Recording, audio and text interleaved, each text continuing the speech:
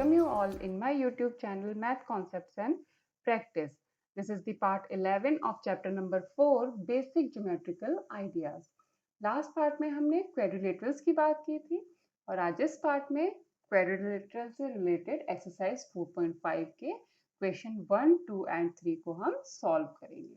So start करते हैं अपनी exercise. Exercise 4.5. Question 1 is draw a rough sketch of a quadrilateral PQRS. Draw its diagonals. Name them. Is the meeting point of the diagonals in the interior and exterior of the quadrilateral? Right. तो हम क्या करेंगे, सबसे पहले एक rough sketch draw कर लेते हैं. किसका? एक क्वाड्रिलेटरल का, जो कि हमें गिवन है PQRS. तो सपोज मैंने यहाँ से इस तरीके से एक क्वाड्रिलेटरल को ड्रॉ किया ऐसे. ठीक है जी. तो मैंने अब इसको नाम दे दिया. इसको नाम क्या दे दिया मैंने?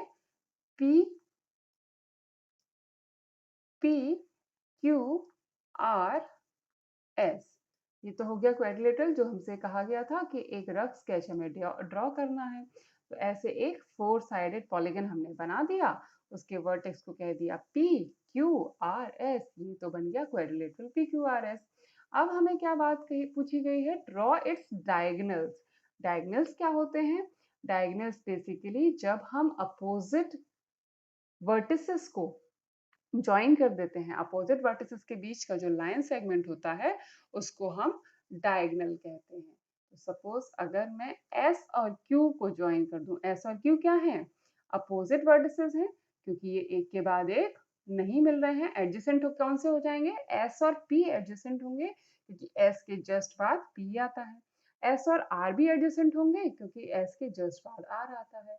लेकिन हमें चाहिए डायगोनल ड्रॉ करने के लिए अपोजिट वर्टिसेस. तो वो कौन से हो जाएंगे? S और Q को जब हम मिला देते हैं इस तरीके से, राइट, तो ये क्या बन जाता है?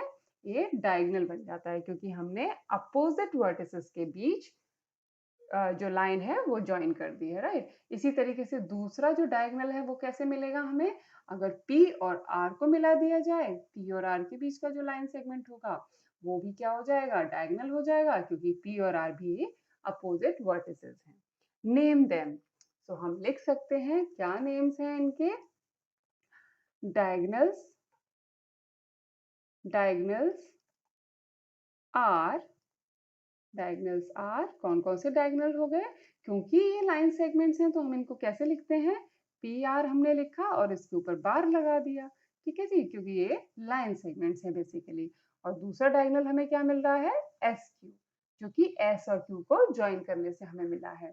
तो ये तो हमने इनका नाम दे दिया, राइट. हमने ड्रॉ भी कर लिया डायगोनल्स को, नाम भी दे दिया. अब ये क्या कह रहे हैं? Is the meeting point of the diagonals in the interior or exterior of the quadrilateral?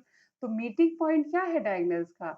ये वाला मीटिंग पॉइंट. अगर इसको O कह दिया जाए, तो ये O पॉइंट इंटीरियर में है या एक्सटीरियर में है? ये तो हम साफ साफ देख सकते हैं, क्योंकि ये बाउंड्री के अंदर है, इसलिए ये इंटीरियर में लाई करता है. तो हम लिख सकते हैं meeting point of diagonals lie in the interior of quadrilateral PQRS जो क्वाड्रिलेटरल है, तो उनके इंटीरियर में इन दोनों डायगोनल्स का मीटिंग पॉइंट लाई करेगा. तो इस तरीके से हम क्वेश्चन 1 को सॉल्व करते हैं. Now let's solve the question number 2. Draw a rough sketch of quadrilateral KLMN. तो सबसे पहले तो इसको ड्रॉ कर लेते हैं, KLMN जो क्वाड्रिलेटरल हमें बताया गया है. ठीक है जी. तो सबसे पहले इस तरीके से कोई भी एक क्वाड्रिलेटरल हमने ड्रॉ कर लिया. अब दे देते हैं इसके वर्टिसेस को नाम. ये 2 स्टेप बहुत ही इंपॉर्टेंट है. पहले ड्रॉ करेंगे, फिर इसके वर्टिसेस को नाम दे देंगे. तो सपोज मैंने यहाँ से स्टार्ट किया K, इससे नेक्स्ट वाला L, फिर नेक्स्ट वाला M, उससे नेक्स्ट वाला N. इस तरीके से हमें KLMN क्वाड्रिलेटरल मिल गया. अब ए पार्ट में हमसे पूछा गया है 2 pairs of opposite sides, right. तो ऑपोजिट साइड्स अब हम जानते हैं. जो भी साइड्स इस तरीके की हो जिनमें कॉमन पॉइंट नहीं होता, राइट, उनको हम क्या कह देते हैं, पेयर ऑफ ऑपोजिट साइड्स। तो यहाँ पे हम देख सकते हैं एनके और M L, N K, N K and M L, ये कैसी साइड्स हैं, अपोजिट साइड्स हैं, क्योंकि इनमें कोई भी वर्टेक्स कॉमन नहीं है, राइट। इसी तरीके से हम दूसरा पेयर कैसे देख सकते हैं, हम देख सकते हैं एनएम, एनएम एंड केएल, ये भी क्या है, अपोजिट साइड्स हैं, क्योंकि ये इनमें कोई भी कॉमन पॉइंट नहीं है, राइट। इस तरीके से हमें टू पेयर्स मिल जाते हैं अपोजिट साइड्स के। अब बात करेंगे two pairs of opposite angles. Two pair of opposite angles जरा देख लेते हैं। तो ये वाला एंगल और ये वाला एंगल अपोजिट एंगल्स होते हैं, क्योंकि ये एक दूसरे के सामने हैं। और दूसरी तरीके से कहा जाए कि हमने बीच में ये वाला एंगल छोड़ दिया था, इधर से आते तो ये वाला एंगल छोड़ दिया, इसलिए जो नेक्स्ट वाला एंगल है, यानी कि एक एंगल को बीच में छोड़ने के बाद जो तीसरा एंगल पड़ा, हम उसकी बात कर रहे हैं, इसलिए ये एन और एल जो है ये अपोजिट एंगल्स हो जाएंगे। तो इस तरीके से हम अपोजिट एंगल्स क्या दे सकते हैं, एंगल एम एन के, राइट, और कौन सा हो जाएगा, एंगल के एल एम। अब हमें नाम देना आता है, किसी भी एंगल को किस तरीके से नाम देते हैं, तो हमने बता दिया कि अपोजिट एंगल्स भाई ये वाला हो जाएगा एम एन के और के एल एम। इसी तरीके से हम एक और पेयर ढूंढ सकते हैं, वो कौन सा होगा, उसको सपोज हमने ये वाला ले लिया, ये वाला, राइट। तो हम कह सकते हैं angle N K L and angle N M L, ये भी क्या है, अपोजिट एंगल्स हो गए। अब बात करें to pairs of adjacent sides. To pairs of adjacent sides कौन सी हो जाएंगी, जरा देख लेते हैं, इसको भी देख लें जरा। सो एडजेसेंट का मतलब जिनमें एक पॉइंट कॉमन हो, राइट। तो ये वाली और ये वाली साइड भी हम लिख सकते हैं, ये वाली और ये वाली भी लिख सकते हैं, या फिर ये वाली और ये वाली साइड भी हम लिख सकते हैं, ये एडजेसेंट साइड्स हैं।